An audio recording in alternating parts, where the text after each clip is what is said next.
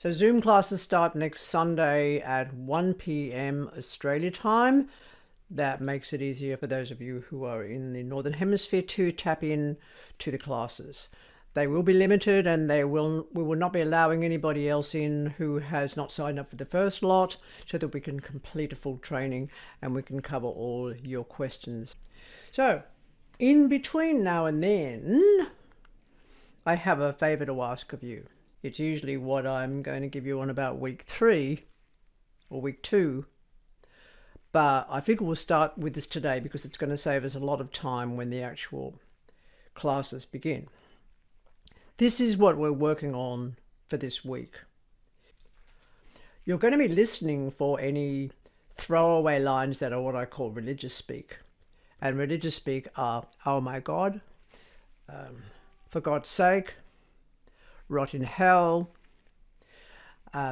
anything to do with karma, any concept of reincarnation, anything you might have picked up along the way that has any specific focus on religion or ideology that could be misconstrued by someone from a different background.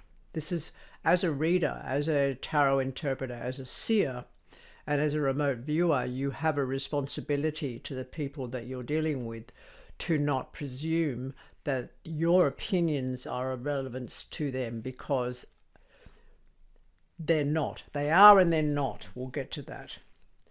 The Hierophant card is viewed very much in tarot as having connotations to religion.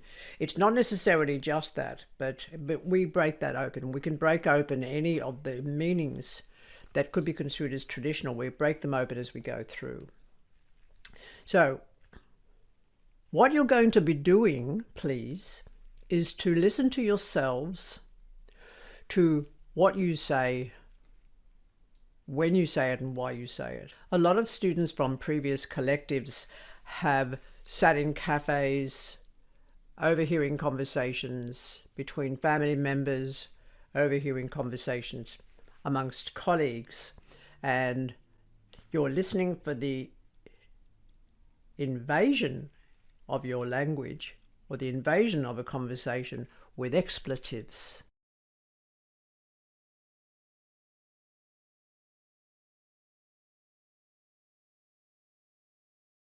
The concept of Christmas, for example, when you get all of these happy, happy, joy, joy statements saying peace on earth, goodwill to all men, well, two things piss me off about both of those expressions, and one of them is the fact that if anybody can give me an historic precedent towards there being peace on earth, well, you won't find that in history, because history is filled with the drama of war, abuse, torment. So the Hierophant card, like the Devil card, is particularly around religion. And if you keep a record, both on your phone through recordings, subtly, and even through a logbook of just the number of times you actually overhear on a tram, on a train, as you walk down the street, please just take note of how many times you hear OMG. And I was walking through Kmart, don't ask what I was doing in Kmart, and I passed an aisle in which there were children's clothing, and there were 000 singlets for brand new babies, and they were in pinks and blues. Across the front were OMG in glitter, so that the actual expression OMG has become a fashion statement. So just get rid of it completely from your dialogue. Hear yourself saying it. Listen to others saying it. Be aware that this does invade consciousness. This morning, receiving a message from someone who admitted to me to being in some kind of a quandary because they find that and this is almost a quote but not quite, Their physicality and their spirituality were not meeting. This is very important that we break through from this idea of partitioning of self into seemingly but delusional differences. They're not. We will cover this time and time again until you get it, until we all understand our kinship between ourselves and all species, and not only all species that are four-legged or two-legged or winged or furred or finned, but species of rock and stone and forest and fjord and desert, because each has their own life and their own story. And we miss these stories because of indoctrination into some form of religious or specialization, if you could put it that way, to do with the idea of being important. And the concept of mysticism does imply some kind of importance or some club, and it's very necessary to get rid of that. Is what we do as tarot readers and interpreters of the cards into stories for the future, is that relevant mystically or spiritually? It's fortune telling, for goodness sakes. We're predicting the future. What is that? Does it need definition? No, it doesn't. Do you need to explain yourself? No, you don't. Oh yes, the Zoom classes. Please contact me this week to opt in or opt out. Once we begin on the 19th of September, we are expected to go for an approximate 10 weeks every Sunday. I'm going to be here at 1 o'clock. We're going to be sharing information. You're going to end up reading for each other. You're going to end up bringing in people and throwing out stories in the maps that are available through the Advanced Tarot book or online on my website. If you just click on the tarot link, it'll take you down to the maps and you can download them in preparation. But initially what we're going to be doing is working on consciousness, and we're going to be working on communication and simple clarity. Okay, so Hierophant today will mention, just for a little bit of interpretation, that it can represent marriage in the traditional factor of what is marriage? Is there a point to marriage? Can somebody please explain the linking of countries? Marriage also will occur, by the way, within your readings for corporations that are buying other corporations out, munch, a little bit like Pac-Man. The Hierophant will also turn up when you're dealing with religious bodies.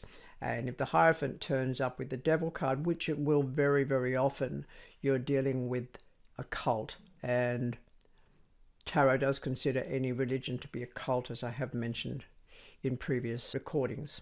The Hierophant will show up for people that are representing spirituality. They'll show up as someone who's wearing the gear and who is talking the talk. I'll explain, this one also turned up at one stage in time with an 8 of Pentacles and a Page of Cups. We've got the Page of Cups, we've got the Hierophant card, and we have the 8 of Pentacles. Now the 8 of Pentacles on its own, without too much addition, is going to mean work. Please be aware of that. So when I got these for a guy a few years ago, I looked at them and how we make these leaps is almost impossible to explain. But as I looked at this, I was very aware of some background noise at the idea of the time of Pisces, or the epoch or the eon of Pisces. And this is the dawning of the age of Aquarius, being the follow-on from that. So when I put the time of Pisces, or the concept of Pisces in this particular instance of this little Page of Cups, when it turned up with the Hierophant card, it's a Jesus thing.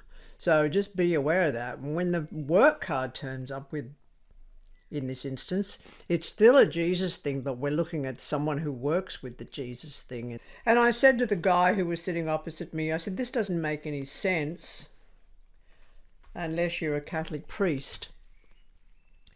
And he was a bishop, and he was from Melbourne, and he was around the time that Dolores Ashcroft No Whiskey, who wrote the Shining Paths in connection with Kabbalah, which we'll get into about week 3, week 4. He had himself a Kabbalistic temple, just sort of in secret, beside his churchy place in Melbourne. And he was hosting Dolores Ashcroft and her whiskey when she'd come out to Australia years and years ago. So that was the priest. I have no idea when this first turned up as being the Roman Catholic Church. Please send me any questions that you've got for the week. I'm up for them. I'm up for the challenge, very definitely, of anybody particularly who perhaps disagrees with this idea of no religion and no... You're just giving people what they want to hear to make them satisfied. It's not necessarily going to be the work of a seer to provide some kind of excuse for what's happening in a person's life. Sometimes you've just got to say it as you spay it. And that means looking at a person's cards and seeing how fucked up their life is. And they can come back to you and go, thank goodness somebody can see it. But even that word good, that's a bit tricky because it's a binary term, isn't it? And we don't want that. Anyway, push the subscribe button, please. If you're going to be working with other people, please get them to come on and subscribe as well, so that sooner or later this can be worked between you. These are only preliminary videos. Those of you who are coming in Zoom are being very, very generous. So far, you've been extremely generous with the Buy Me a Cup of Coffee. Lots and lots of kudos for that. Thank you so much. Press the subscribe button for me. And I'll see you next week with bells on, hopefully.